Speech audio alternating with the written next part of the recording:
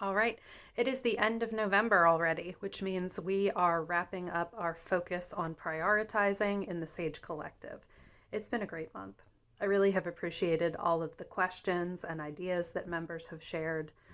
We commiserated together, we brainstormed together, we shared a lot of really useful resources. I think a standout resource was the Sandbox Prioritizer, which is a free online tool that allows you to make a list of priorities or a list of tasks and then rank them in order, but just choosing between two at a time. So it gives you pairs of those tasks. You choose which one feels most important between two, and then it ranks the whole list for you. And it's brilliant. I don't know who came up with it, but it has been a game changer for a lot of my clients. So I'll link that below. I think the takeaway that I want to share about prioritizing is that really, when it comes down to it, prioritizing is about decision making. And decision making is really hard. We do it all day. We make dozens of micro decisions in a day, and it's tiring. It uses a lot of executive function energy, and it's hard to do when we're not at our best. So just keep that in mind. Moving into December, we're focusing on accountability in the Sage Collective community, and I would love to have you join us if you're not there already.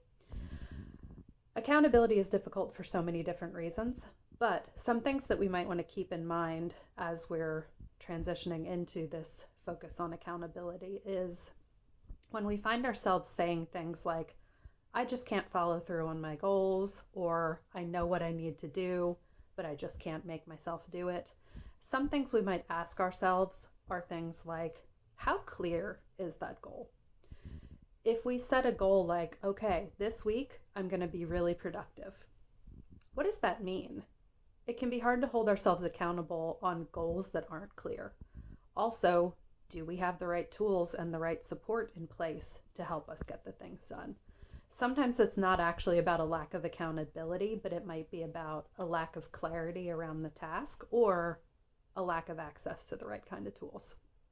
It's also important to figure out what are our own patterns in accountability struggles. So when we struggle to follow through with things, what are the common links in those type of tasks? For me, I have a hard time holding myself accountable for tasks that don't take a lot of time and energy and don't affect anybody except myself. I'll give you an example.